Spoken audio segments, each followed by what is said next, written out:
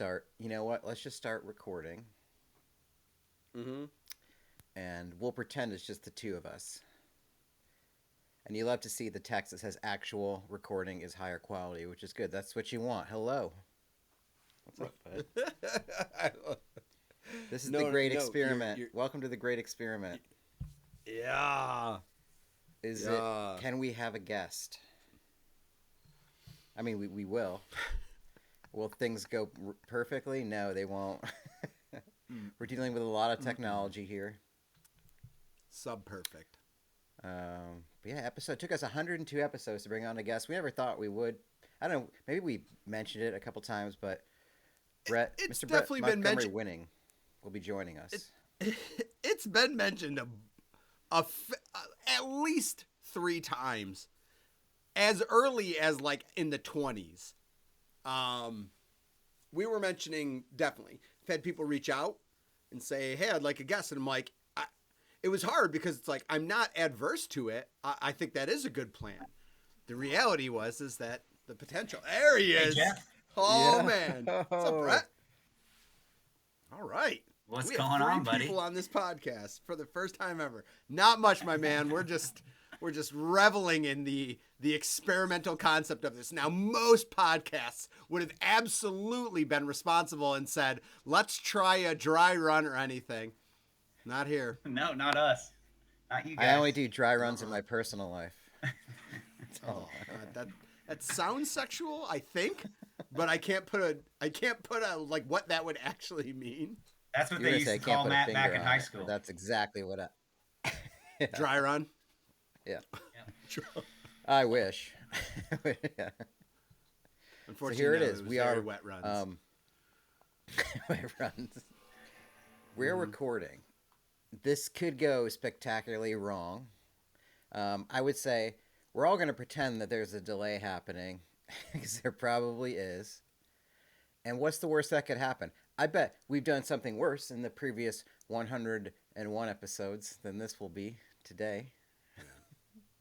So. If you thought Matt and I talking over each other due to delays was fun, try working a third person in with hopefully even we all have different amounts of delays, so no one has any idea of any rhythm. And I assume that the podcast just eventually self-destructs, implodes on itself like a dying star today. But hey, if it doesn't, great content either way.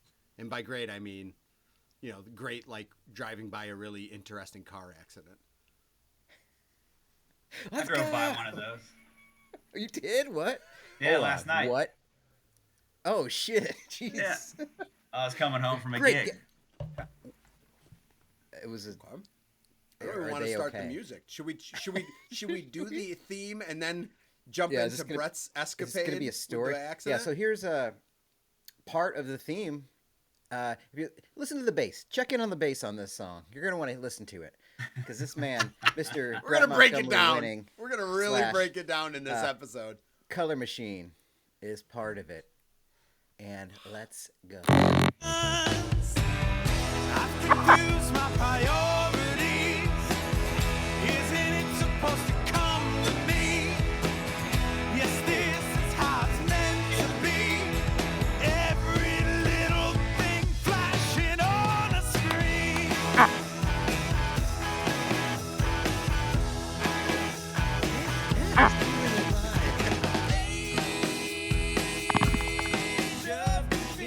My daddy worked hard for this. See, I'm thinking about editing the sound out of Brett moving the laptop back and forth because it's definitely squeaking on the. It's so good. Yeah. Yeah, it's No, funny it's because okay. like you're definitely sitting at a very fancy desk with has I'm sure leather, everything on it. Well, this is my father's leather chair. Quite nice. It's a good chair. It's a nice chair. It's a good chair. Very high back. You can see it.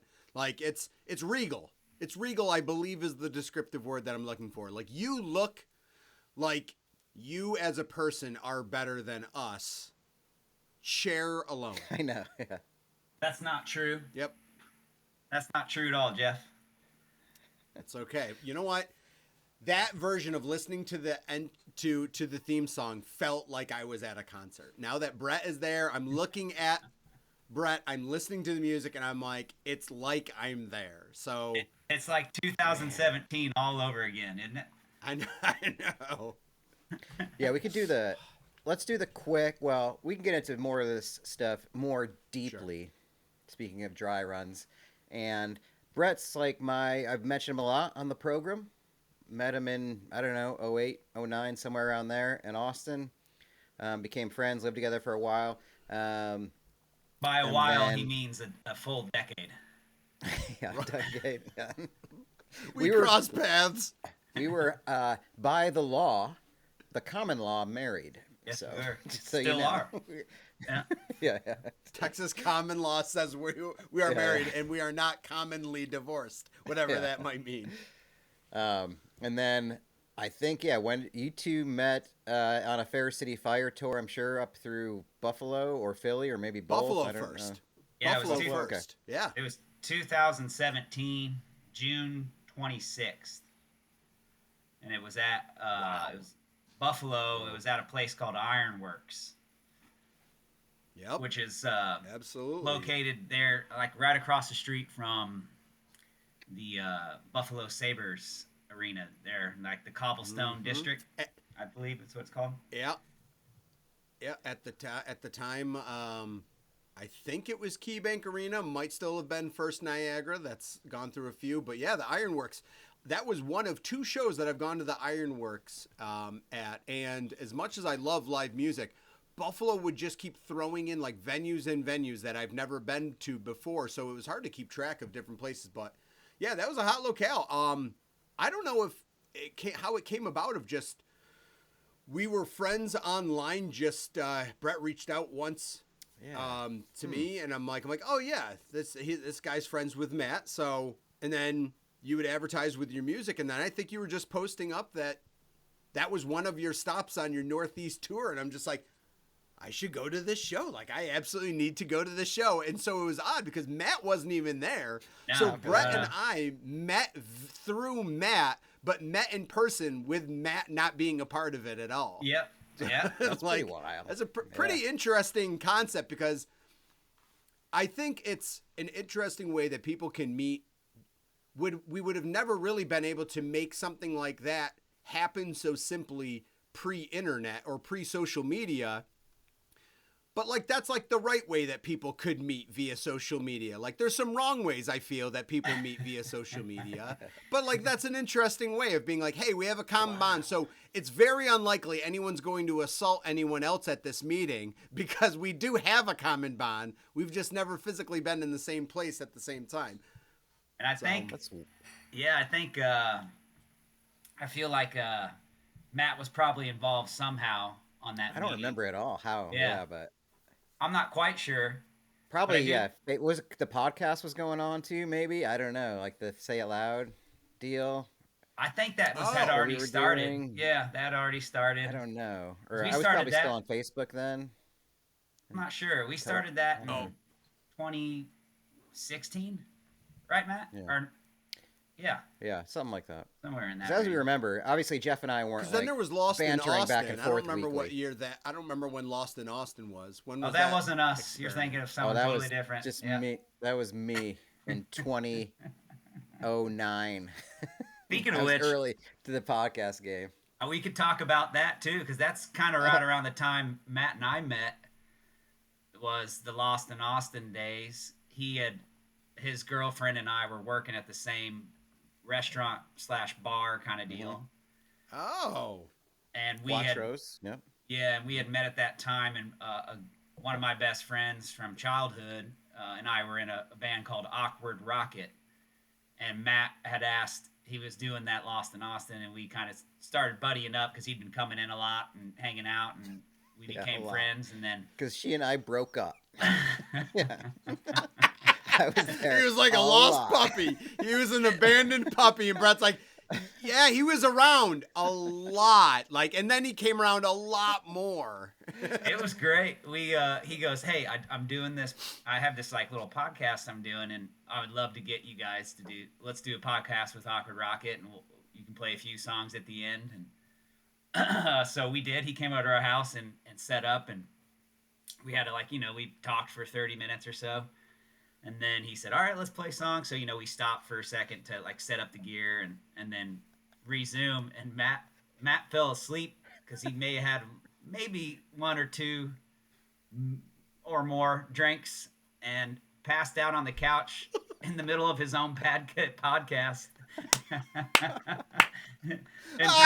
Change the rules just because you don't like how I'm doing it. And Chris and I played a whole set to asleep Matt while the whole thing was being recorded. It was great. I'd love to get that footage somehow. I don't know how. Oh we do, my God.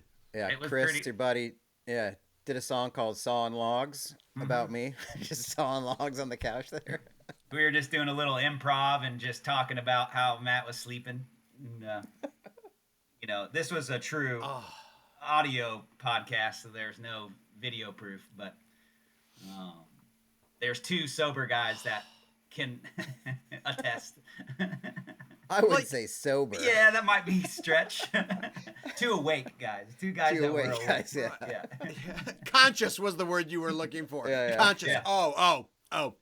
Just a word associated. So the best is the way that set up is when you're Matt brought all of his gear, came over and stuff. I thought that was the start of you guys living together. Is Matt never left after setting up for this podcast? And then No. Matt was suddenly my roommate. Man, we begged Years Matt to later. live with us. We loved Matt. Matt, Chris, and I kind of hit it off pretty immediately. It was yeah. it was pretty much love at first sight kind of deal, It sure was. Yeah. And the best was the early days of hanging out with you guys. After you moved to the new place, the two of you, the house before we all lived in together, if I would crash there, I would say if I couldn't leave, I would sleep on the couch in the living room. Yeah. And they lived in this spot that had what's called a Jack and Jill bathroom, which means it's a bathroom between the two bedrooms, but not accessible from the rest of the house. So if I ever had to take a leak, God forbid a shit, in the middle of the night, I had to go outside of the backyard. Well, you didn't have to. That was a choice. Well, it depends you if made somebody on Yeah, your was own. over. hold on. That sounds like Well- a self-imposed rule, and it's a really weird self-imposed rule, especially if you're talking taking a shit. But Listen. I get it. I understand it because I probably would have done the same thing. You don't want to walk through someone's room while they're sleeping, especially when we're kind of newly friended people. Yeah. I mean, that was- that's where you put. See, my opinion is that's where you're setting the groundwork, right? Is you're this is what I think our friendship could be. I'm gonna walk through your room while you're sleeping, then I'm gonna drop a massive shit. It's probably gonna be bad. You might hear it. You're certainly gonna wake up to it, and that's just gonna be where we start. Because then it's good times after that. If we can get through this process, we can get through anything. So I respectfully say, nope. You go right in there. You know what? It's not it's listen, two guys wondering if they should be friends in their 20s should absolutely be pushing the limits right off the bat and then figure it out backwards from there. That's my take on it. We it's probably like did in other ways. it's like a Jack and Jill +1. That's kind of what it was, Yeah. Jack, Jill, and Jerry. Yeah, it's beautiful. True. But then, Jeff, I think because the following year, Matt was changing up his career and decided to take a little time off and kind of have some fun. And he decided to come on tour with us the following year in 2018. Oh, yeah. And Big old road trip. Yeah, it was great. It was definitely my favorite tour that we've been on. I think we went on 7 national tours, and that was by far my favorite. It was the most extensive tour as well. As far as shows and stuff, but we met you came out and hung out with us again, but we were at that place in Buffalo. I believe it was called Was it Ani DeFranco's place? the Ninth Ward. Yeah, it was Ani DeFranco's place. The Okay. whole building I think is called Babeville or something like that. But it's an So old down Like in an the old Ninth church Ward? or something? yeah, it's in the theater district there. In Buffalo. Oh, okay. Over by Chippewa. I believe That's right. so. Yeah, And yeah. it was like a 19th century Gothic revival style church that Ani DeFranco and some other investors, they put $10 million into it and turned it into like a multi-use kind of thing where you could rent it out for weddings and all that stuff. But they also had really big performances upstairs in the main church hall, like where you would, where the congregation would meet and stuff. And then in the basement there was a smaller venue, and that's where we played. And I think you came out that year. Looks like that was Babeville. Babeville is the name of the whole thing. Yep, on Delaware. Yeah, and it's in like the old Okay. theater district, I guess is what they call it. But in the basement is a separate venue from upstairs, and they call it the Ninth Ward. It's for smaller acts like us. And I think you came out, and I think you bought a shirt that year, if I'm not correct. I think Matt. I wouldn't have gone to that performance. I only went to Ironworks because if it was 2018. Now I saw you. We were there. You were there. You were definitely there. Did I? Yeah. Yes. Shit. Yeah. Yeah, you were sawing logs. You must have been. Yeah. I thought I went to see you guys in Philly. You might have another year too after that. I don't know. Without me there. Because I went in the basement of some place in Philly. Oh. Didn't I? No, that was in Buffalo. Jesus. Yep, that was at the Ninth Ward. I remember specifically. It was the 2 years I met you. They're back to back. One of them. One of us remembers. Because I even think no, that was Clint's family that had like a birthday thing or something going on. But you were there. Definitely were there on that one. I think you came solo. You were that there. Year. We were all us. I don't believe it either. I don't really. Right, we're done. Oh, you know what? I'm looking at it. Yeah, you're 100% right. I do remember this building vividly. Yes, okay. It's in the basement. basement. I honestly thought that whole experience was after I had moved I did too. Down here. I thought that was in Philly. Holy shit. That's a mind I believe the places we played in Philly were Conshohocken, which is right outside of Philly. Yeah. Yeah, that's west of Philly. Go down to Conshohocken, get an ice water down, get a hoagie. Which was not in a basement. It was just in a dive bar. And then the Very other place, suburban. Yeah, the other place we played in Philly was in West Philly, and it was upstairs in some okay. I'm not really sure what it was. Some old shitty bar where I did get that T-shirt, and you want to know what? The material on that T-shirt was boss. Epic. So Epic. comfy. It was not your standard tee. And folks, the listeners at the home, what I'm talking about. There's regular T-shirt feel. I'm not here to talk about cotton and mixes and anything like that. But there's standard T-shirt feel, and then there's those soft ones. And you want to know what? I'm at a point in my life where it's like, you know what? I'm going to treat myself to there's nothing more adult than being online and possibly getting a T-shirt. And it's like, would you like to upgrade to the nice stuff for $3? And you're like, well, yes, I would. I'm going to take that opportunity and I'm going to upgrade. And I felt like the Fair City Fire shirt that I got was like a dark heather gray. That's exactly what it was. Yeah. Yep. And it was nice, and it's nice and soft, and that shit, a good T-shirt. I'm actually in the market, and I recently had a conversation, about comfort in clothing, and I don't like owning a lot of clothes. It's overwhelming to me. I hate it because I feel like I tier them, and I'll be like, oh yeah, I own this shirt, but I haven't worn this in 3 months, and I'll wear this shirt 6 times before I wear this shirt, and I do it with my hoodies, pants, everything. So I'm looking to purge. But tri-blend, I believe, is what we like to use. The tri-blend, magnifique. Wow. I mean, chef's kiss for real. It is. I mean, you could go for the dual blend, but you guys went, let's blend in another one. Let's go tri-blend. I don't even know if quad blend is legal. I hear poly blend, is that over 3 blends? My blends is on a spectrum. See, but then are you just adding too much? There is a point where you start adversely over blending, I feel.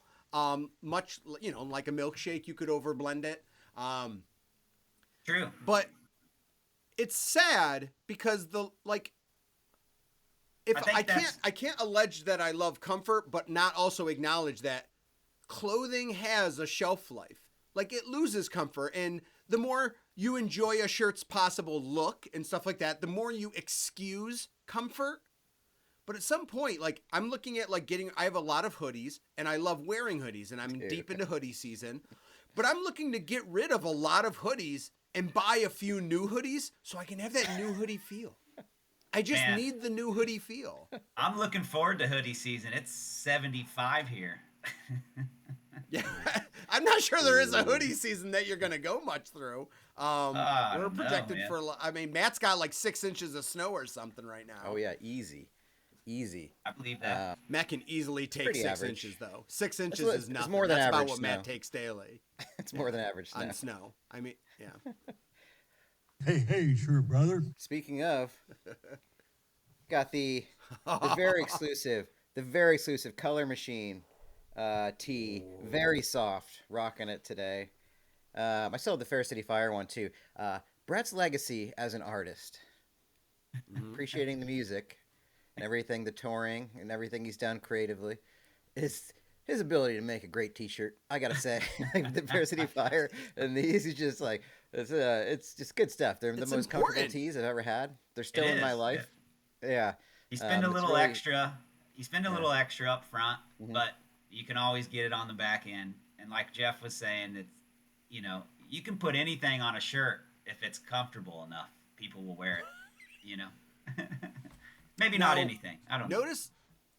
Noticing, so I don't know how many shirt designs you've actually made over your entire career, Brett. How many, if you had to take a rough estimate, how many shirt designs do you feel you've put out over your different projects? I've done 5. I think I did 4 for Fair City and 1 for myself. So I don't have the original Fair City Fire shirt, which makes me upset because it was probably one of my favorites.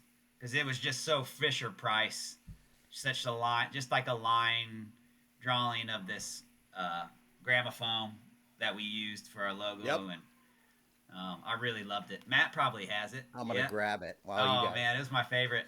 So I did 4 designs with Fair City and then 1 what Matt's wearing for myself. So I noticed with your designs, because my Fair City was simple band name across the chest. I love supporting music with clothing, probably even more than just buying the music. I love the clothing thing. I do too. Because I am big on the concept of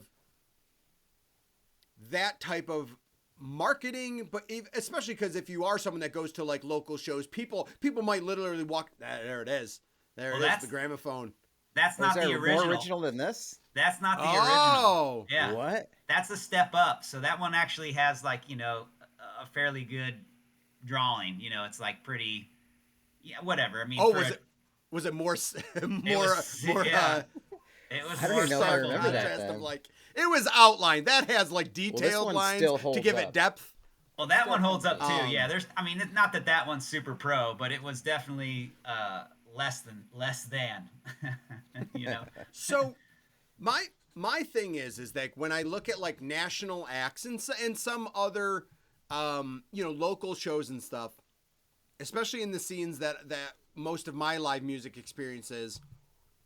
What I love about that shirt that Matt just showed us, mine just saying Fair City Fire, you describing just the gramophone, and Matt's Color Machine shirt, is that I don't like when band or music shirts are too much stuff. I don't like complexity. Simplicity for music tees are so important to me. And that's why when it's like, even the text for Fair City Fire is just like, it looked, I don't know if it was an actual font or if it's someone just writing it and then was screened on. It's a hand job, I think. Simplicity of t-shirts is so important to me. Like, I want it to be specific. I want it to be about a specific thing. That's why I love the idea of supporting artists with a simple shirt. But I want simple. Like, Matt's shirt is simple. I like simplicity. That was definitely always my stance on the t-shirts, because I was pretty much in charge of just kind of design and art. I did an album cover for us, and the post like maybe two of our tour posters, and I did all the shirts. But I've always loved the idea, even like this. This is a Willie Nelson shirt, Yeah, I was. Yeah, and Okay. it's Love just simple. There's not much to it. It's very simple. But I like even with the Fair City Fire text, that's a hand drawn. I was creating our own font, and I just kind of liked that, and ended Yeah. up drawing that on the T-shirt. But yeah, I mean, I'm the same way, Jeff. I like that when you start to get the big like scapes and like landscapes, and there's like multicolors. They can be back and really front. fun if they're done right.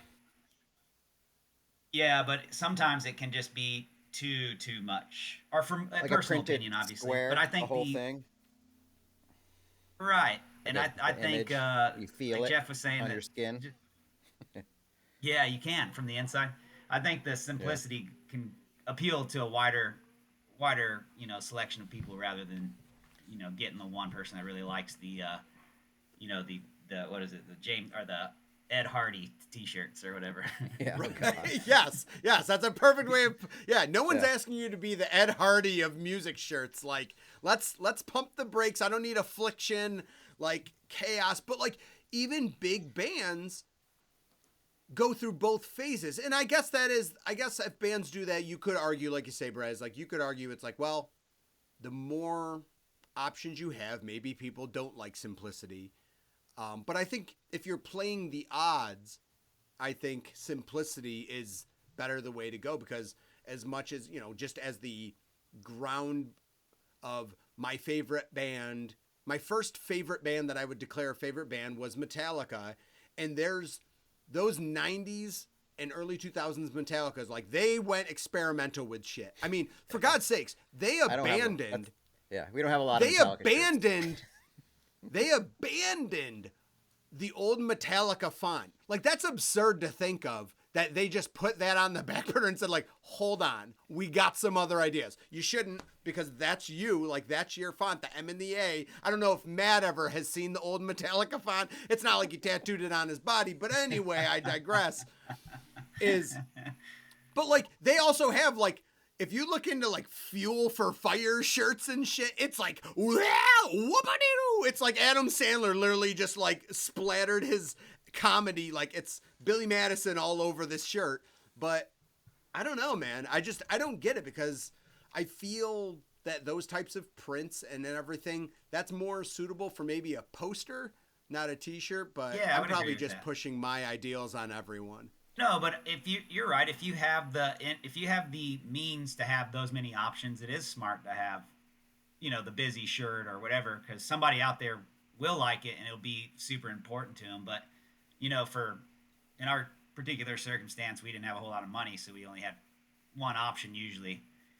And for me, it was always the simplicity, because you're going to sell more.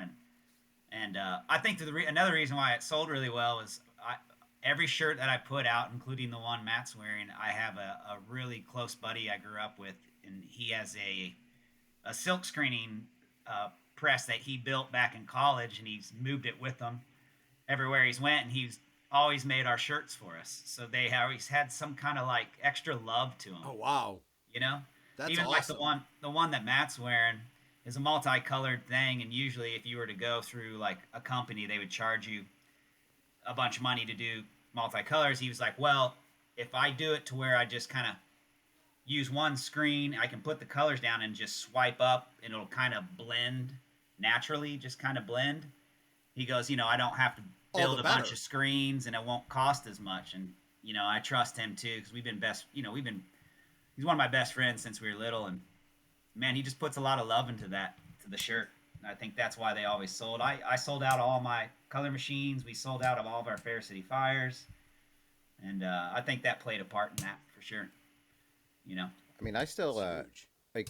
I'm wearing a hat today, mostly because I went for a walk outside right before this, and I was wearing a winter hat, and it left marks on my gigantic 5 head. So I got to wear a hat. But it's Nolan Taylor. It's just an artist, and it's like a corduroy hat, and I bought it. He opened for the Band of Horses show, and I wear this hat all the time because it's like really comfortable. I like the style. I forget what name is on it.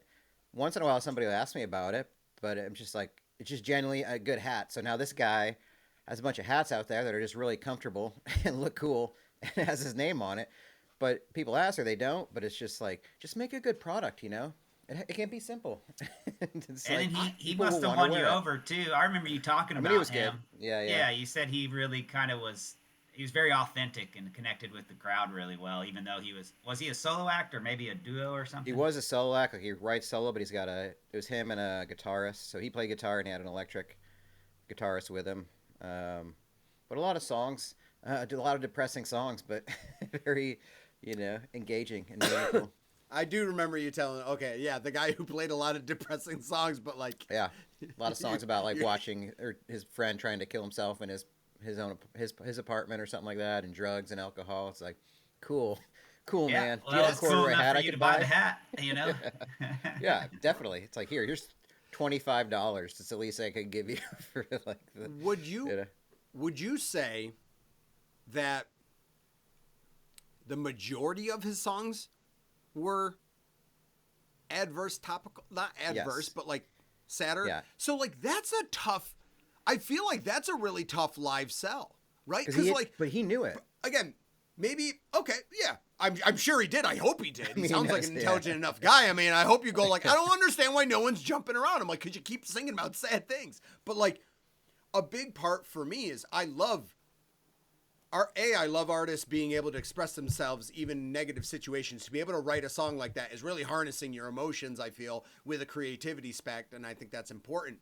That being said, that is certainly things that I would say gravitate more towards. It's appropriate to put on the album, but you're not looking to necessarily make it live performance. Do you feel, and Brett, love to hear your take on this, do you feel that you would focus live music to be more on neutral to positive energy stuff because of the live format, and you would steer away from going heavier on the songs? Now, obviously, every band likes to bring it down, play a couple, like, and then fluctuate back up. But do you go like, I love this song, but it's a little too intense to really be appropriate for a live performance? Do you take things like that into consideration? I mean, yeah, I would say that. Well, I guess there's a few things. It depends on the band, obviously. Like Fair City Fire, we didn't have very many of those. They're upbeat, up tempo rock band, so it was easy to just play the high energy songs because Sure. that was probably most of our catalog. And there were some slower songs that throw in, but I would say, for me, if it's authentic, I don't care what you play. If I believe what Okay. you're playing, it could be a sad song. Obviously, if you're looking to be in a good mood and you go to a place and they play an hour worth of sad songs, that could be not necessarily a problem, but it could get old. But you throw in a few super sad songs in a set, and I believe you, kind of like what Matt was talking about with this guy. I mean, I remember Matt mentioning, just saying, he was like, yeah, they were sad, but like the way he connected with the crowd was pretty important. And so for me, like I have a lot of sad songs in my solo stuff, and I play a lot of them. When I play out 2-3 hour sets, I'll sprinkle them in because, well, one, like you had mentioned, it's nice to just change the feel. So if I'm like higher energy, and then you throw in a little slow song. But if I typically would look for connection with the crowd before I get real personal with them. If Sure, I have good. if I have a few people really paying attention or making eye contact with me while I'm playing, I notice that, like, maybe I play 3 or 4 songs and they're still pretty engaged, and I start talking in between songs and they're really listening. I'll definitely throw in a sappy, whether it be love song or some kind of depression or whatever. Because if, like I said, if you're connecting with the crowd, it doesn't really matter what you play. Now, I mean, obviously, if you go to like a Metallica show and a guy like me comes on stage and starts, whining about stuff, it's probably not going to work very well. But yeah, I would throw in sad songs, no problem. Yeah. All right. Yeah, I think for this particular, the Nolan Taylor, yeah, it was the authenticity, and it was like he knew it. Like, so between songs or before songs, he's like, oh, I got it, another sad one. Sorry, like I really try to make happy. It's just like these are the ones that come out of me. So it kind of endeared him to the crowd, and you kind of appreciate it. And Brett does that too. Like I've seen him when I went to North Carolina last time. I saw him play a show. Like he's all about the banter in between songs. He's got a little character that he does. I don't know if he would ever do it for us, but also, hey, by the way, if you guys are this far, just stay tuned. We'll play some Color Machine music at the end. We'll add it in, but it's kind of like it is. That's what's cool about a solo artist. Because I mean, I've been to shows. I mean, we all have like open mics where you get like 2 or 3 songs and people just blow through it. But to have that connection, I guess, yeah, I don't know. I mean, it's an art. That's why it's an art. Some people, their art is just, I had to create this, and I want to just perform it. Some people, the art is living and it's existing in the moment of the performance more than it is of the content itself. And I think you can kind of figure that out for the people that's their thing, is the performance of it. And when you can see that and recognize that, it makes it for a I don't know, it's a good show. And whether or not that's your thing, if it's authentic, just like any other live show. That's why I always say my favorite music genre is live music, because when it's good Live music, and yeah. people believe in it, like it really makes a difference. And it's To kind of piggyback on the live music thing, it's a way that I try to find music. I always get stuck in ruts and listening to the same bands, and if I'm looking for music, if I reach out to friends, or if I'm just going online, is the Tiny Desk series. NPR's Tiny Desk is a great way to consume music, because there's no hiding behind recordings. Because a lot of artists can go into a studio and you use the studio magic, and it comes out and there's some kind of it sounds good, it's cohesive or whatever, but then you go see them live and you're like, that's But Tiny Desk, I feel like, does it really well. They have artists on. They're typically broken down sets most of the time. And, it's just maybe like a handful of instruments and a guy and a person in front of a mic really pouring their heart out. And they talk between, they kind of, I think what Matt was mentioning, I really like connecting with the crowd in that way, where I share the story before I play the song. That way there's some context behind it, and you can kind of, if you hear words, you go, oh, that's kind of what maybe the artist was talking about, this and that. And so I do kind of put on this little character, which is also fun being an artist, because you can kind of be whoever you want in those moments, And it's definitely me, but it's an exaggeration of who I am. And, I think, like I was saying, I think Tiny Desk for me is a really great way to consume music and find new art. And I don't know if you guys seen, I know Matt has, I'm Jeff, I'm assuming you've probably seen it as well. It's pretty common. Yeah. I mean, you're right. And I am hard pressed to I will say I've been lucky enough that most musical acts and artists I've seen live, because I knew who they were and have enjoyed their music and then decided to go see them live, I've been generally pleased with what I've seen as a product. Based on genre, I'm going in with different expectations of how that live performance would go. But I definitely have seen artists where I'm like, how do I put this? I wish I never saw you live, because I don't know. It's not that I could never listen to you again on your albums, but you'd noticeably go I don't get it. Why? How does your album sound how it does? And then this is what you put on on a live show, whether it's the live show itself or just listen. There's going to be some musicians that don't talk, and don't build I guess, I don't know, what do you call it? I don't know if there's a different word for it, but like you said, I guess like a connection, I was going to use the term rapport, but building something with the audience. And it's always kind of, I get it's not there to be a comedy act, but some people really get bothered by artists talking between songs. And I'm kind of the adverse, where I'm like, no, if I just wanted the music, I'd start feeling well, I should have just sat home and listened. I want to get part of the artist that I can't get from just listening to their albums. I want to know more about this person. I want to be a very, very, very, very, very, very light style, almost friendship feeling with this artist, because I want to hear them talk. I don't get to normally hear your opinions on stuff. Whether it's you want to give me background on a song, so then I feel like I'm in the know because I'm like, oh, like that's what this song is about. Because lyrics aren't always obvious because they're not supposed to be always obvious and such. So like, I like that you do that with your solo project because I think that's extremely important for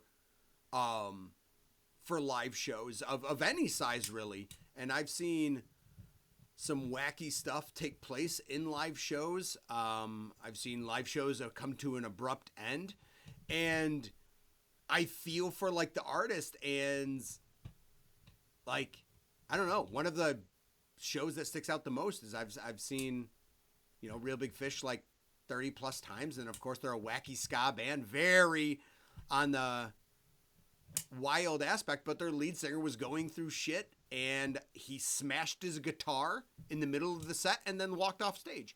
And I'm like, because of their type of music, I'm like, well, this is avant-garde for Real Big Fish. I'm like, but this might be a gag. And so then like the rest of the band looks confused. The music stops. I'm like, maybe they're going to come back out. And it was 5 minutes of the entire crowd just standing there and being like, so, and then one of the other members goes, hey guys, I'm really sorry. We'll come back and make it up to you, but the show's over for the night. Lights came on and stuff. And I'm like, that's wild, this man. was in Baby.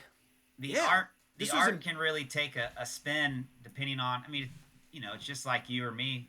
We all have good days where we're feeling like we want to talk and be a part of society. And then you have other days where you want to crawl in a hole and not do any of that stuff. And, I think a good example for me was with going back to the Tiny Desk is I saw Chapel Roan on Tiny Desk before I actually heard her music on the radio or listened to her album. Are you guys familiar with who she is?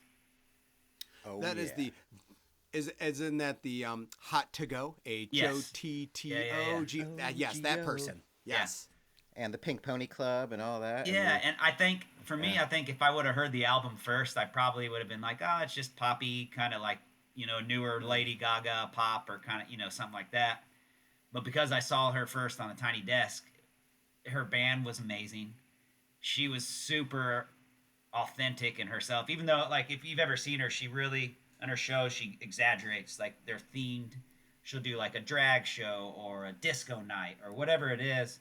And everyone that comes to the shows will dress up. You don't have to, obviously, but if you want to be a part of that, usually they're themed shows. So she was in like I'm not even sure what you would call it, the big wig and like kind of the porcelain paint face and some eye makeup and stuff. But then she sang these songs, and the Pink Pony Club was one of them.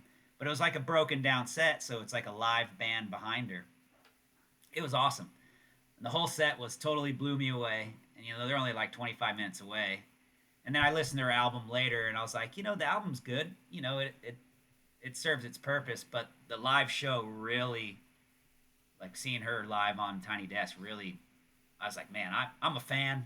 And I typically wouldn't listen to this music, I would say, normally. And I think that's, going back to what you're saying, Jeff, just like seeing live sets like that, anything can happen, It's kind of like Jane's Addiction, where Dave Navarro, Harry Farrell took a swat at Navarro. I bet you people went home. I bet you people went home and were fucking pumped about that. I bet you they were excited about that. It's I had one recently where I've been like listening to a band on Spotify. I think it's called like Unto Others or something, but it's kind of like this. What's that band from the 80s, like Ballhouse or I don't even remember what it's called, but it's got like this gothic thing, but sort of like Him or To Die For or the 69 Eyes. It's like gothic, like metal sort of, but like poppy thing. And I was like, once I hear a band a few times, then I'll go onto YouTube and try to find some like live performances or something like that just to see who they are. And I saw them and I was like, oh no. And they're just like, looks like a bunch of guys like in their 50s or something. Like they look like, I don't know if they are, but like they look like they're going for the 80s hair metal thing, but unironically. That's just they're still in it, and I just watch them with kind of like big belly, like big shirt, and it's like they were just wildly unattractive. Not that that matters because I still listen to the music, but I was so disappointed because I was envisioning like, oh, this is the next generation of like this music coming up, and they're gonna be sexy as Oh, fuck, no. and they're gonna be so cool, and it was just like. This guy, just like us. Basically, if we would have been playing a song with tank tops on, it would have been like people would have been like, "Oh no, I wish I never looked at this again. I got to give it a My couple eyes, days." my eyes. Oh, that's The funny. performance was good.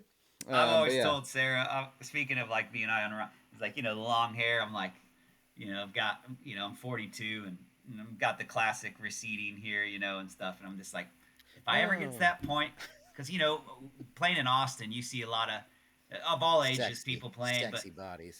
but you'll see these old guys, that are rippers, but then they're still holding on to the long hair. But even though they're like bald up here, and they've still, they've got a little bit going here, and I'm like, I always tell my wife Sarah, like, please tell me when I get to that point. Be honest. Be honest when 'cause it's time to happen. I don't want to be unironic.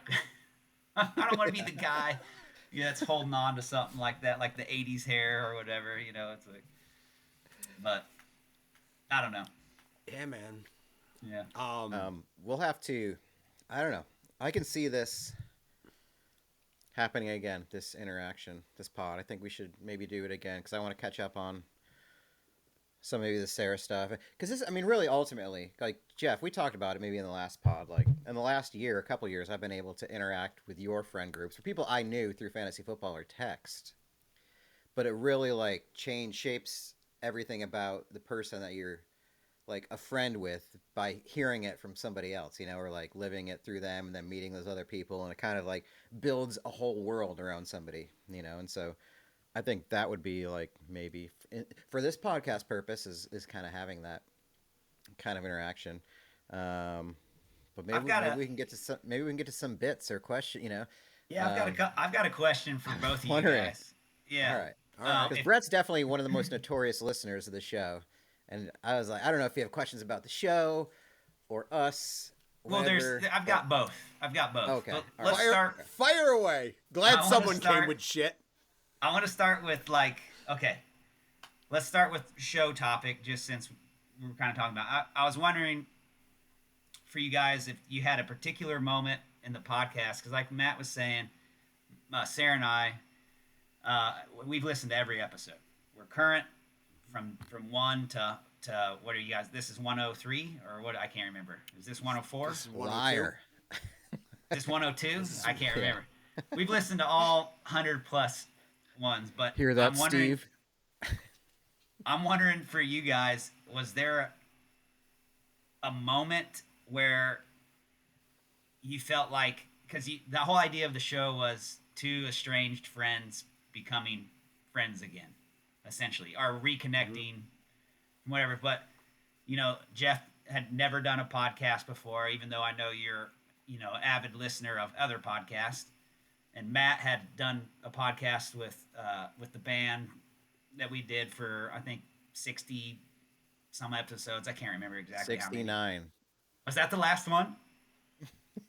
Yeah. Oh, that's amazing. That's so Anyway. 69, dudes! I was wondering for you guys because, like as a listener from 1 to now, it's very different. Even though you guys are the same people, but the flow of the show, is more cohesive. It moves really well. The back and forth is good. But do you feel like there was a moment where you think you hit a stride not only as a podcasters, but like hit your stride as friends again? Is there an episode that sticks out or like a time period of that? Well, we'll start with Matt so you don't jump in. Good. Thank you. Yeah. Oh, what a host. Look at this guy. You can tell he's been on a podcast before. This guy's good. Not letting him out of our sight. The new host of Strangely Familiar. I'm curious because to me, Counselor Brett joins us again. I'm here. I'm really interested in Sarah. Sarah and I talk about it a lot, so I'm curious to know where you feel like It's hard it to is. think of a moment. I can think of like, yeah, it was interesting because we went over like those first 5 episodes the other day, and some of the topics you were bringing up like it's interesting now. I mean, I don't know. Were they almost superficial? Like we were coming up with things to talk about because we needed to, and now like we can just well we do. I don't know if we need to or if we could do better, but we just kind of flow into stuff and kind of balance it. I would say maybe once we started getting some visit, maybe the one I don't know when you visited here once. I don't know if it's the best episode, but we recorded one here.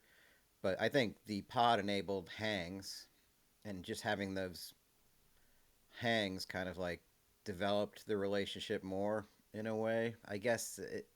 Um, I mean, it but it's obviously did because you guys hadn't hung out or really talked in 20 plus years. I mean, I mean yeah. I mean here and there fantasy stuff, messages, but nothing substantial outside of like that Fair City Fire show. But even then, we were listening to music.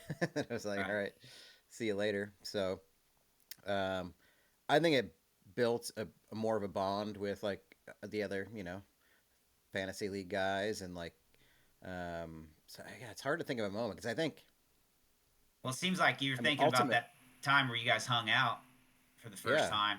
that hanging out and I don't even remember when the first time we hung out was, but then like obviously visiting you in your place, like that's big, I think Yeah. seeing somebody in their space is big. um and but maybe it's like like maybe a relationship or friendship that's worth it, its weight is built on like continuity or consistency, and maybe that's more of it than at one time it's just like being there every week or something like that.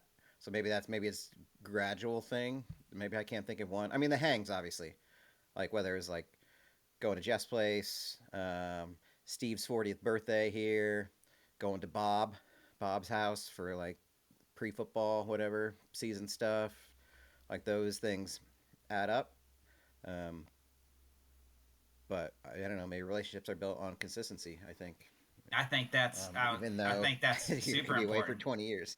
Yeah, I mean, the fact that you guys have every week shown up says something about both of y'all's character, which is because I mean, if you've done anything outside of even work, I mean, even Jeff, you can attest since you kind of run, a division, you like a team of uh, that you work with, that it's hard to get people to show up consistently.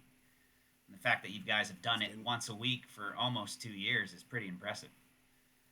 Yeah, I mean, realistically, this is more reliable of a concept of consistency than anything I've had in work in the last 2 years. Like that's like no BS. Yeah, I mean, for me, it was absolutely the the doing the episode live. Live together, meaning in the same room, Matt and I in Matt's apartment. That was before Matt came down to visit. So like that one still felt really interesting, but it felt like the purpose was the podcast, and it felt more of just like, all right, this is where Matt lives. That's pretty cool. I know where I am in Auburn. Now for me, I was probably going through a very similar feel of like what Matt felt when he moved to Auburn, and it was like you see things that are familiar, but like you process them in a different way, whether it's a simple business that you've never been inside or something like that. So like that felt weird because I'm like, I'm in Auburn, I'm hanging out with Matt, but I'm driving this car and I'm visiting Auburn and I'm in Matt's apartment. No one's parents are in the other room because Matt and Jeff hanging out in Auburn means we're at someone's house, like at the parents' house. So you're usually walking in, saying hi to the parents, making small talk. Like it was a different process. I'm like, this is Matt and I'm in Auburn, but this doesn't feel nostalgic. This feels like something entirely different. It was like, if I'm really breaking it down, it's a very weird feel. I bet it was. So for me, him coming down to visit was my big of like, holy shit. Like, I don't know that I had like this majestic epiphany or anything like that, but I'm like, wow, Matt and I are like hanging out for a few days and just like, we're just gonna do hangout shit. And it's kind of funny because him and I, growing up, we've talked about it on the pod in some extent. Like us and our friend Adam hanging out and playing cards. It's going to our friends Dave and Mike's, who we just talked about in a recent episode, at their house and playing cards and like watching movies and stuff. Like, it's never been like, oh yeah, we went and we drove out and did this, and we went to this. Like, we went to Toronto once for a Metallica concert, and that wasn't until we were 20. But like, we didn't have these epic events to talk about. It was about hanging out with someone who thought the same like type of humor and mild hobby interests in video games. Yeah, all that lined up. And Well, it's kind of funny because when he came and visited, the big thing is that, hey man, hope you don't think I'm too different, because really all we're gonna do is hang out and do shit and like watch movies and play Gamble. cards. Like, we literally just did the same thing 25 years later, but that's what made it feel like, oh good, Matt's still Matt, I'm still me. And it is still going to work, because neither one of us now thinks we're suddenly above what we enjoyed about the other person previously. Now, like Matt said, now we just have a couple other people involved, and and that was really the change for me. Is I'm like, oh yeah, I'm like, man, if Matt and I went to college together and stuff like this, he would have fit in with all the people that I became friends. Like, in college, I had a bevy of different friends and stuff, but you stayed closer to the people that were more, shared the similar interests and stuff like that. Sure. And so post college, I stayed in contact with a lot of my friends that still share those same interests and everything. And I'm like, Matt blends into that group so seamlessly. But that visit back to my house, where we literally just did not a ton of everything other than hang out, make jokes and stuff like that. I'm like, okay, we're back. This.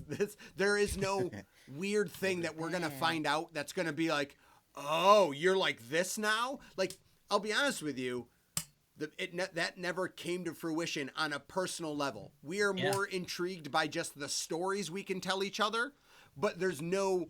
I think we were both ready for being like, there's probably something about this guy that would not gravitate towards me. Like, I was ready for this to be like, the experiment's over, 20 episodes in, and I really don't feel like talking to this guy much anymore. Like, I was ready for that to be a potential thing.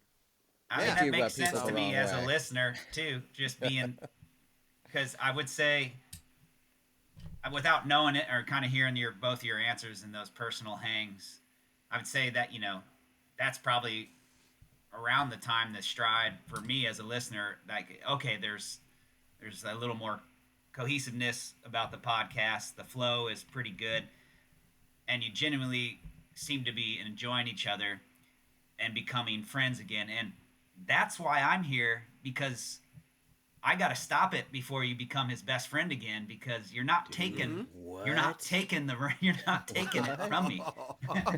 Oh shit! I cannot Oh, talk I about like it without this. crying. I'm glad that there's like, yeah, good.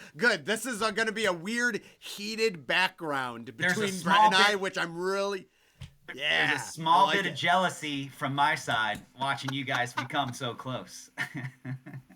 Well, that's what you get for letting him out of your clutches. This is on I you, know. Chief. In all I know. fairness, if that. But anyways, to No. piggyback on that question a little bit too, I'm kind of and you guys talk about your childhood and Wait, small Brett, hold segments on. here and there. But I want to piggyback because I think it's more of an immediate piggyback. Sure.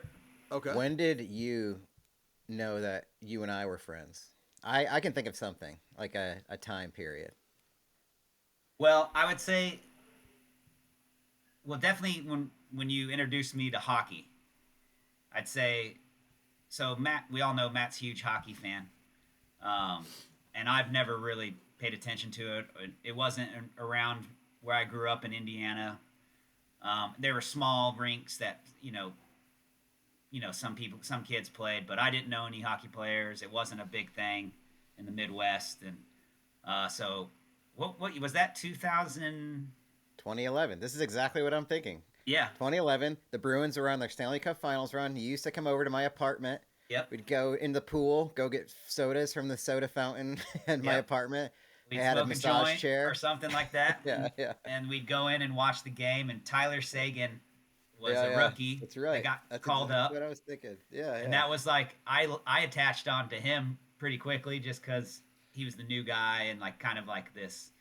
I forget who Bruins got rookie, injured. yeah. Did someone get injured, Matt? And then they called him up. Yeah, and they called him up. Yeah. Yeah, and then he ended up going on like a monster run, and they won the Stanley Cup that year. Mm-hmm. Yeah, Yeah, I remember that.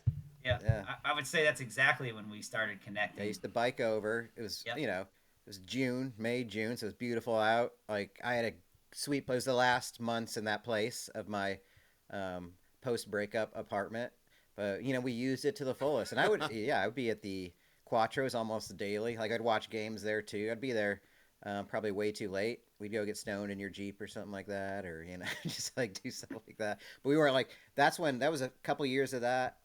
Like, but then yeah, once you started like coming over to hang, watching hockey, all that stuff, that was like, all right, this might be a thing. Yeah, I would say it came on pretty quick.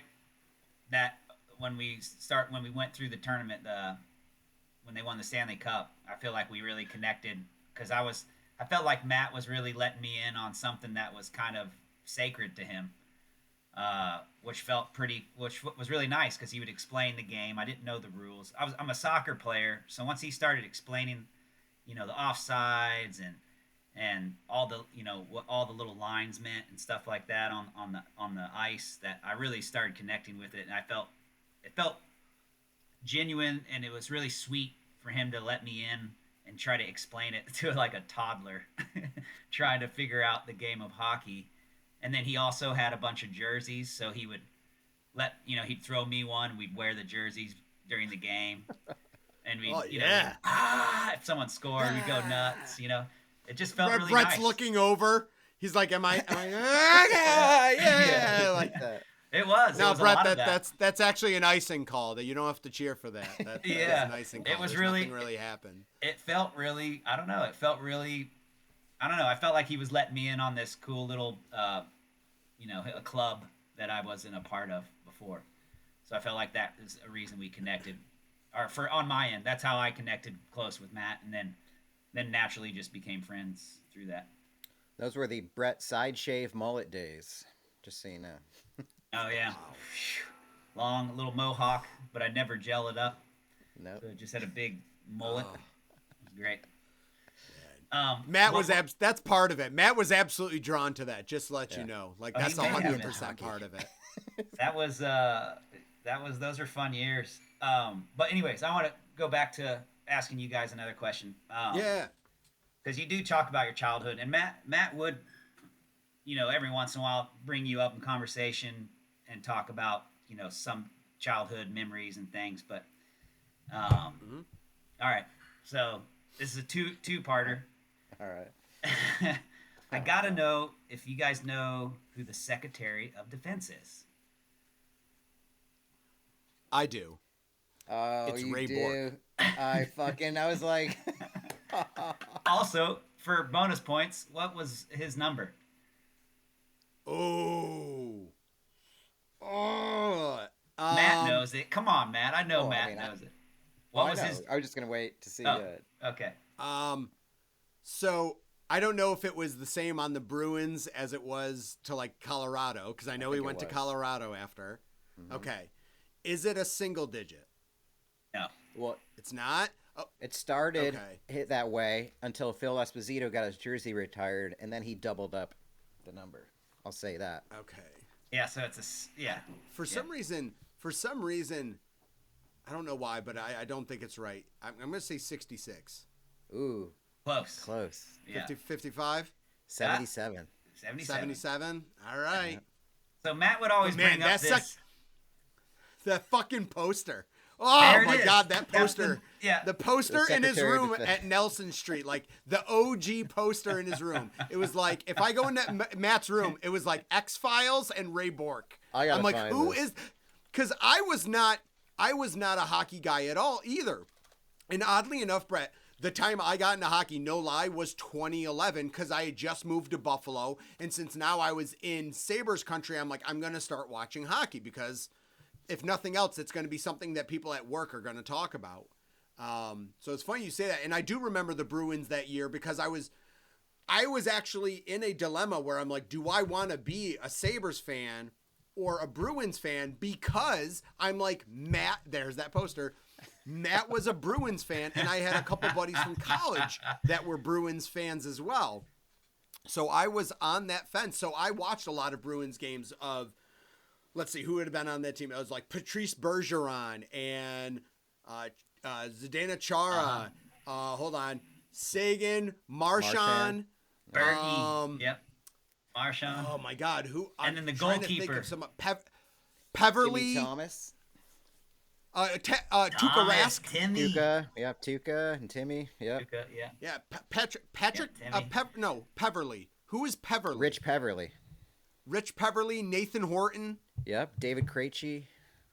So Milan yeah, I mean, I Lucic. watched a lot of Bruins games. The best part is that at least you got to see happiness because literally since I've been a Sabres fan, they have not made the playoffs in the 14 years that I started watching the Sabres. That's just being a Buffalo fan of anything. I know it's tough. So, You know, Jeff, yeah, man. I mean, yeah. So go ahead. our first conversation outside of meeting each other at in Buffalo that year in 2017 was through Messenger, and our first conversation was I just randomly it was a couple months after the show, and I randomly reached out to you and I said, "Yo, man, good times in Buffalo." Matt Jones says Raymond Bjork is top 10 NHL players of all time, and then you sent me back, he is the Secretary of Defense, so that's valid. And then you sent me his Oh, poster. you had the picture? Yeah, I did. Yeah, you sent me the poster. That's amazing. Yeah. Oh, fuck. Oh, it was so good. And then we didn't talk for, I think we laughed or whatever, and then didn't talk for 3 years later. There you go. That's all right. Yeah. But Yeah, that man. was I funny. mean, that's probably a more gradual way that he introduced, that you and I got introduced as opposed to me with him and Bob and being like, you should ride in this car. You should ride in a car with this guy for 5 hours and just see how it goes. So Rip off the Band-Aid. Yeah. Yeah. And to be honest with you, listen, this is not any sort of gloat, but just an analysis of personality. I'm probably more well equipped to handle a 5-hour ride in a car with a stranger than Matt is. So if the roles were reversed, I wouldn't have been thrown off. If Matt was like, you're going to ride in the car with 5 hours with Brett, I'd be like, all right, hope Brett's in for this. Like, if he thinks I'm just going to sit there and not chat, I'm like, that's absolutely wrong. Unfortunately, he'd be most likely to be thrown off because I'll treat him like a best friend within 30 minutes. But yeah, Matt, I fully knew what Matt was signing up for.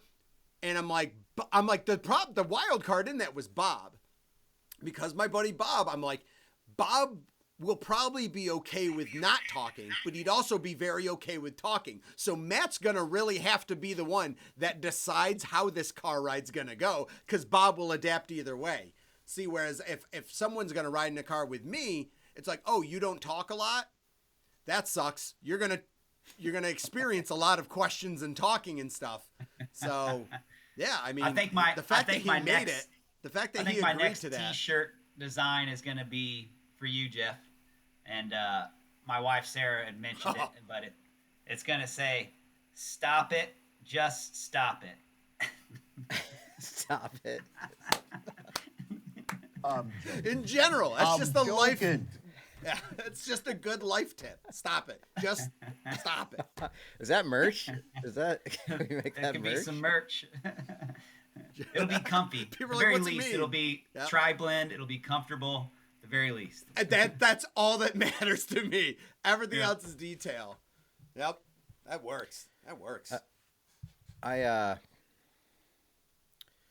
we're just cruising through this. We're gonna need more time. I know. Do you guys have? Because it's still. I mean, I still have my tree up. I'll probably take it down this week. I don't mind catching an extra week. With it. Is what I say instead of saying I'm lazy. But I did a New Year's resolution this year. Have you guys done any? Now, Brett obviously is leading a very specific life of, moving back to Texas, being around family, has a second child coming.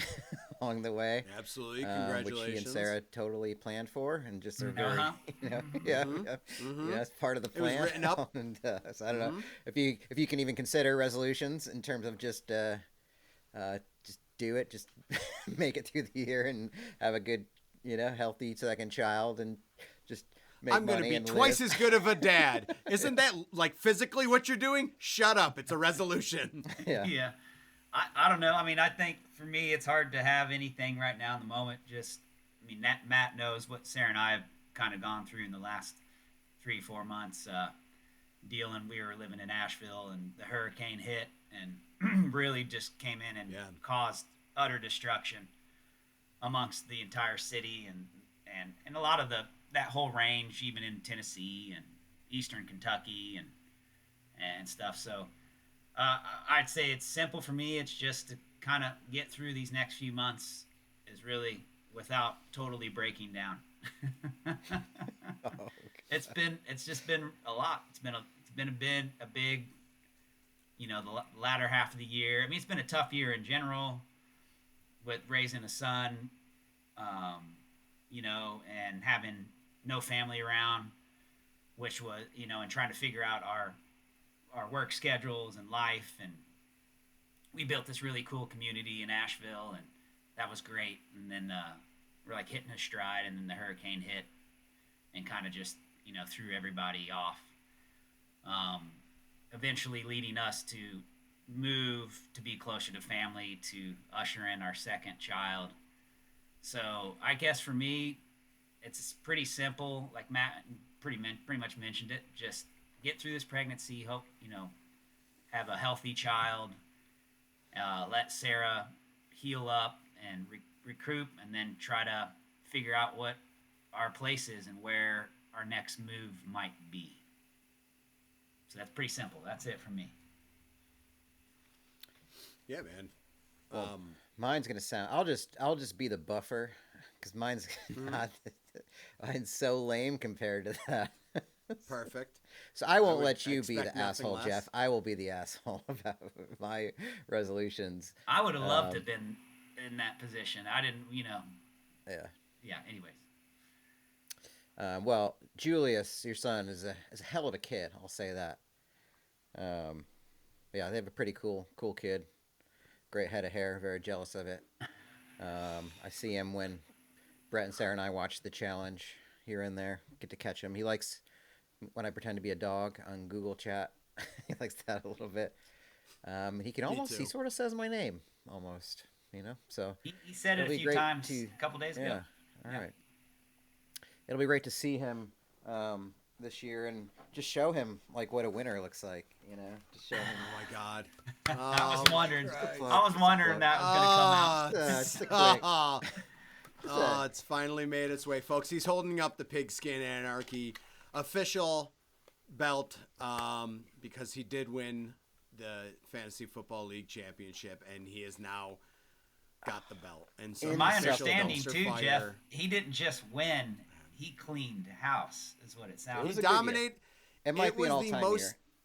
It was the most dominant year we have had in our 15 years of existence. So yeah, But it's neither unfortunate here nor for there. everyone I else. definitely won't wear this at work all the time, or bring it down when I visit again, or send pictures weekly, or I'll definitely take a picture with Julius and your second child. They deserve it. They deserve. Yeah. It's like when Stanley Cup winner puts their infant in the cup. We'll we'll wrap the belt around just like that. your little one. So this is my my resolution this year. I don't know. I don't always think about it, but I was like, I want to like consume like new content in my life. I feel like a lot of times I just go to the lowest common denominator, and like I'm home from work and I just like rewatch stuff or consume the same things I've already done before, because there's probably a comfort level to it. And I'm looking for that. I don't know if it's a dopamine thing or whatever. I think last year I had a really good year with music, like especially on Spotify, like top 3% of listeners worldwide. Not a big deal. My plaque's coming in, another belt for that. But I was like really enjoyed like discovering new music again and listening to it and like getting out of the comfort zone. And now this year, my resolution is to consume 100 new pieces of content. So I define that as whether it's a movie, a TV show, a book, a game, but complete them. So like, but just to like get, I don't know if 100's a big number. If it's not, 2 a week doesn't seem hard. But if it's like a series, you got to get through the whole thing. Or if it's a book, it takes a while. Some things will be quick. Some things will take a little while. But I just want to like do different stuff. So instead of like getting home and eating dinner and putting on YouTube and watching something that I've watched before or related to it, like maybe then try something else. So this week I already started. Well, I listened to a Bad Religion album. Jeff, you'll be happy to know. Yeah. What was it? No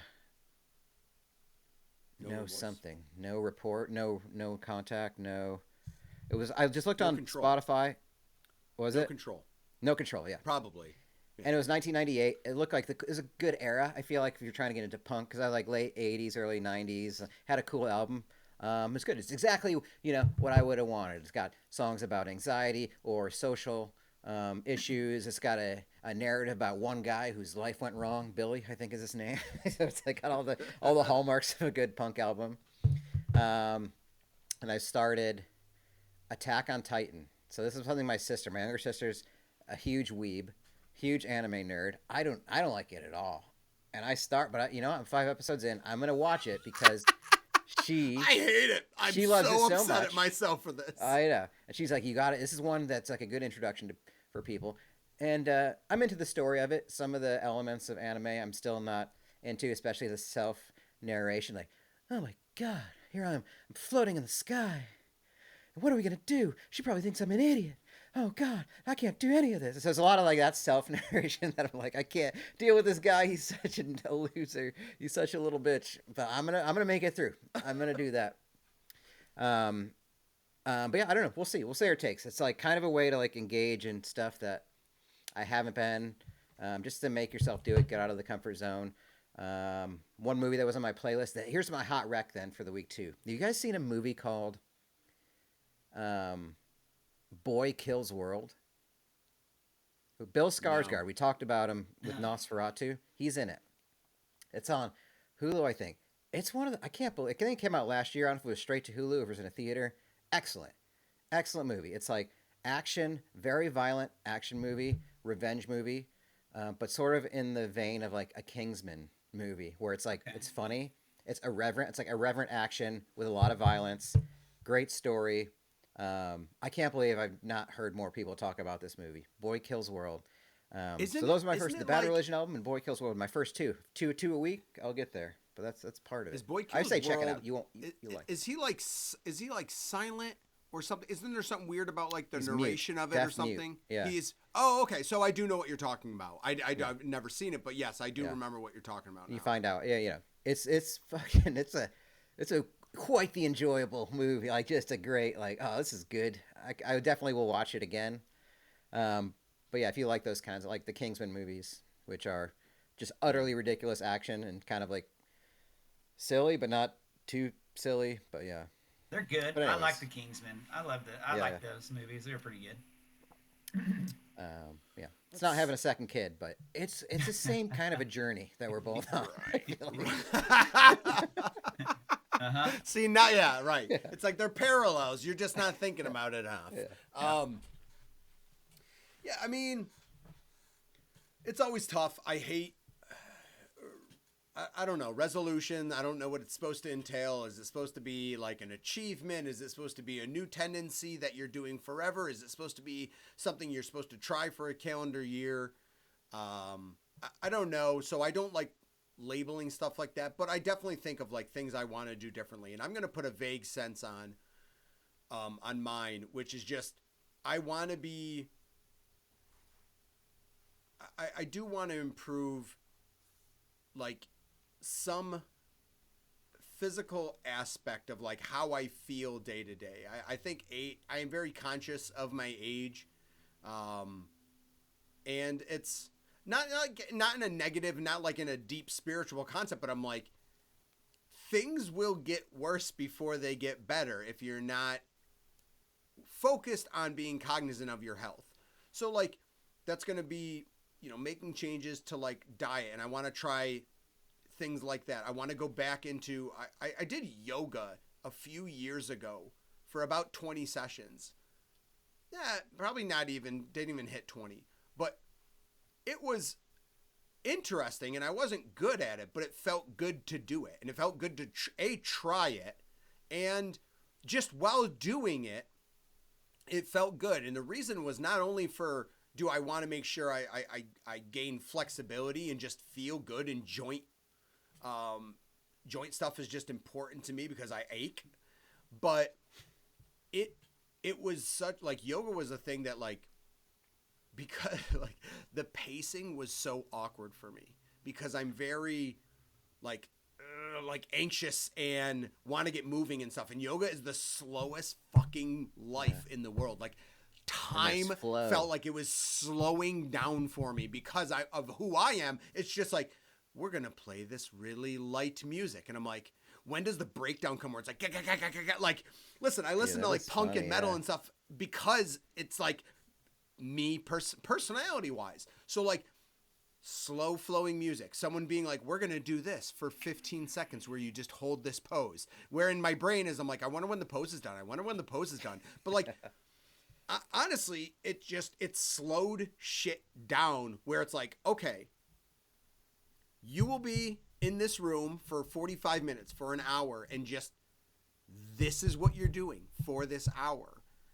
And I started focusing enough on just being like, think about whatever you want to think about. Try thinking about nothing. Think about something, but don't think about things that worry you. Think about stuff that you haven't thought of in a while. Think of like whatever. Like, so like I tried to have, yeah, like exactly. And I'm really bad at that. I am so, I don't know when it happened, but I don't concern myself with the past as much as I'm just like, I dealt with depression of like lingering on the past and harping on the past. That used to be something that I had a really big problem with in my 20s. Somewhere the buffer went to the other side and turned into anxiety, which is worrying about the future, never appreciating now, and anything that I could easily appreciate, I go, it's still not good enough. And so I'm just an anxious person with that. And what yoga was nice is that the flexibility in the physical thing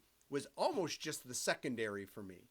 It was more of the, just listen to this person up front talking and just try to do what they're telling you to do.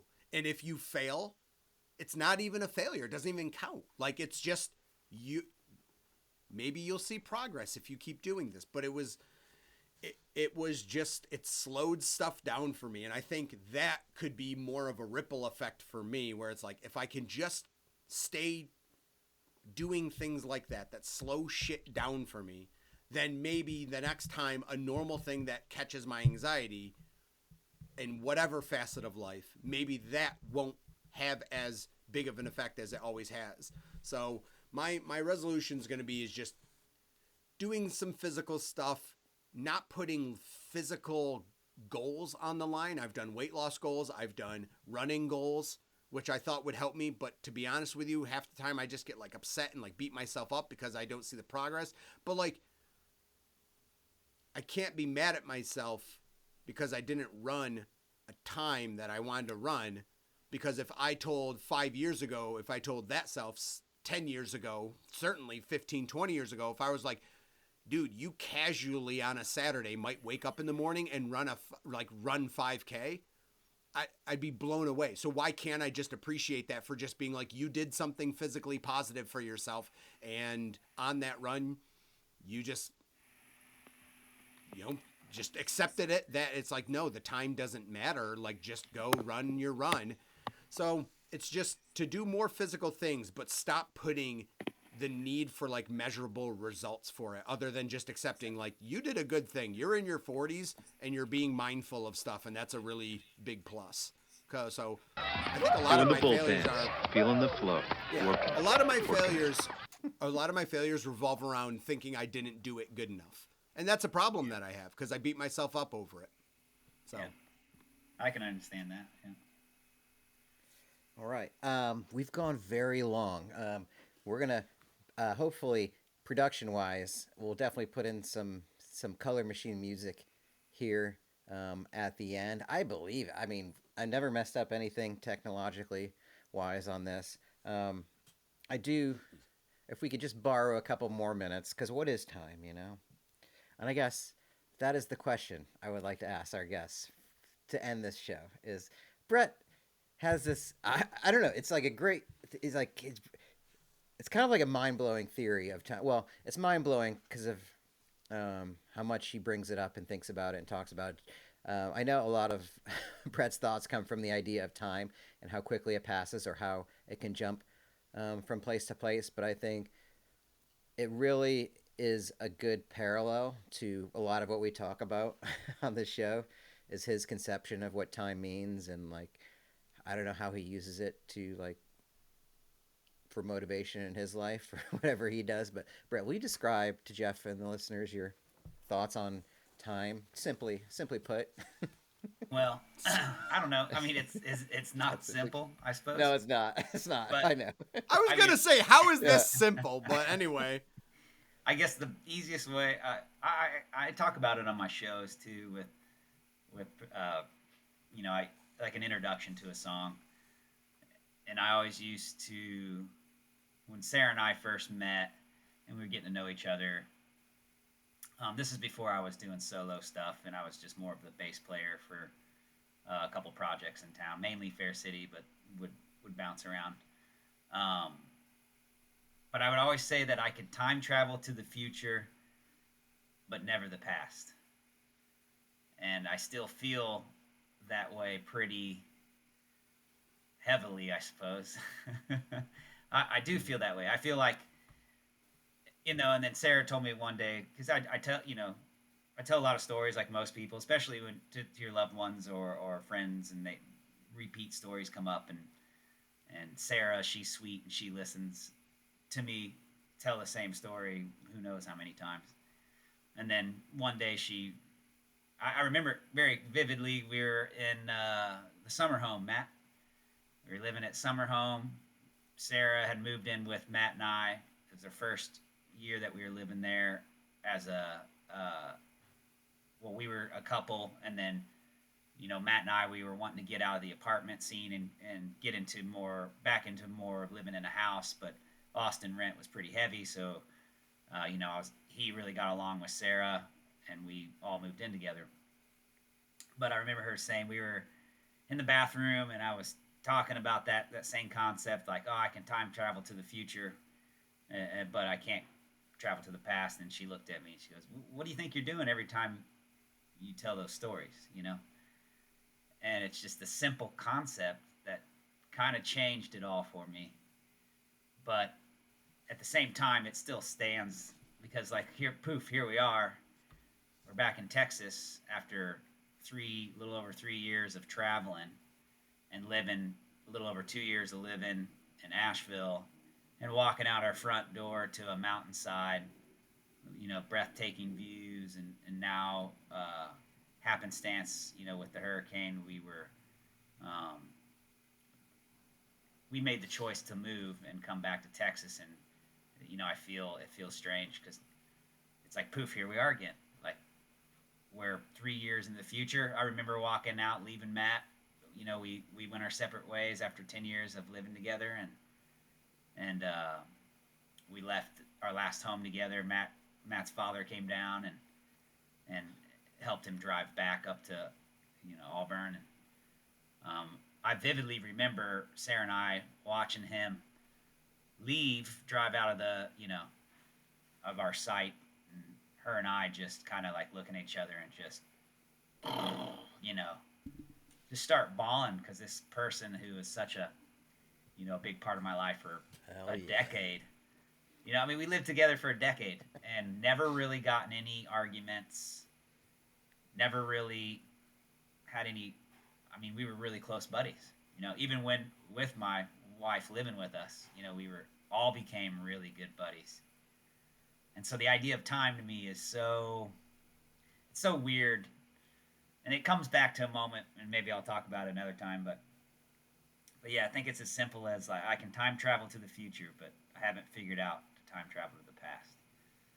Yeah, like you can always see like a few years down the road or envision something where it's like, oh, so, when I'm 50, like right now when I'm saying this, when I'm 50, it's gonna be weird to like think about being 41, and then all of a sudden like I'm gonna wake up 50 one day and be like, holy shit, I fucking forgot about when I was 41 on a podcast. I said to be 50, and now I'm here. That was way too fast. Like what the Yeah, fuck? I can't go back then. But it's like it just happens. Time marches on, as Pennywise once said. sure Um, does. the It band, marches not on the quick clown. too. But yeah. And I think that kind of relates to a little bit of what you're talking about, Jeff, with Mm-hmm. doing yoga and trying to live in those moments. Because I get that way too. I think most people that we all kind of live in our heads for a better portion of the day. And I found something to help me when I was doing a lot of like sauna, like just getting in the sauna work. I really don't like being hot, but the effects of saunas and then cold showers are really good for the body. And so, in order for me to get through the sauna part, I'd have to really focus on something else besides it being so fucking hot. And I would close my eyes and would literally walk through my childhood home, like walk up the driveway, walk through the front door, and visit every room in my mind, like everything, like opening to the finest little details, pulling out drawers in the kitchen or the little cabinet that had all the mail stuffed in it, or going upstairs and I found that to really be helpful with slowing down the mind and trying to live in those moments. But yeah, Time and I, man, we have a special bond, that's for sure. Here's a weird thought, Jeff, that I had just yesterday about the show and how long it's been going. Is when we started this show, we were in our 30s. So It's Wow. true. yeah, Yeah. It's true. that'll You get you. guys have done That'll over get you. 100. You've done over 100. Isn't that wild? Yeah, yeah, That's wild. I mean, even yeah. just to be a listener, to like to watch you guys do, because I know what it takes. I've been a part of a podcast with Matt before. I know what it takes to schedule, and thankfully it's just you two. You don't have to schedule 4 or 5 other people, but to do all those things and produce it, put it out, I know what it takes, Yeah. and it's like poof, here you are, 100 episodes in, Yep.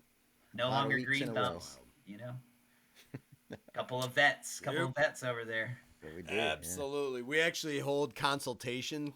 We're going to start holding consultations for those people aspiring to do mediocre podcasts. We are willing Yeah. to give tips and tricks, the do's, a lot of the don'ts. Really going to be If worth you're your looking money. to get between 10 and 30 listens and views on your weekly podcast, let us help you. Hey, that's better than 99% of all Someone's podcasts. getting 1 to 3, probably. I'll say that. So, That's fine. That's fine. all right. All right. Longest episode, I think. It sure on track, is. But I could have gone longer. So that just means we're going to have to bring Brett back. Yeah, we'll have to do a revisit when he at some point. when his life allows for it.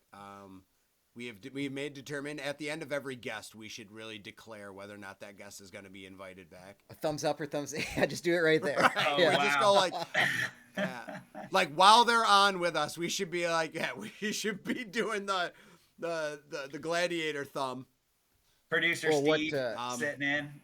Yeah, well, one of our to connect with Brett on the MTV Challenge, the host TJ Lavin, whenever somebody leaves a challenge, if he likes them or thinks they should come back, he'll say like, "Hey Brad, good season, great fight. Today's not your day, but I'm sure we'll see you again." But if he goes like, "Yeah, hey Adam, it's not your season. Good luck," or something like that, you're like, if he doesn't say "I'm sure we'll see you again," it's over. Like it's not official, but usually if he doesn't say "I'm sure we'll see you again," we don't see them again. So I'm sure he's got pull for sure. Yeah. Like I So, said, Brett, here I am, yeah. first Like I thing in said. the morning. Like I said, we'll have to. I don't know if I ever brought that up on this pod, but anyways, Brett, we'll play some of your tunes here, so we don't have to go out with the typical song.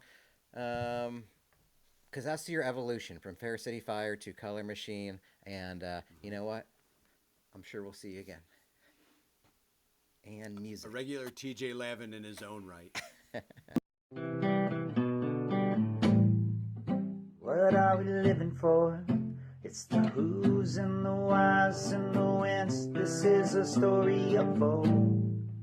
Have I come to the point where my past isn't present and my future's already told? My soul starts to sink. I'm at best, it's a dream with this beauty I fully adore. I've got the empathy of a mad scientist now, looking to settle the score. Last call for blast off. We're right here, all the way to the moon. Last call for blast off. We're right here, all the way to the moon. All the way to the moon. I'm on the road with nowhere to go. Follow the voices that's in my head. Wait patiently as I roll down my sleeves so I can clean out all my wounds. And there you are, standing next to me, asking if I need some help. Sit there quietly while the rain falls down on me. It's been too long, I'm screaming, I wanna go home. Julius, Julius, Julius, won't you come on home? Julius, Julius, Julius, won't you come on home?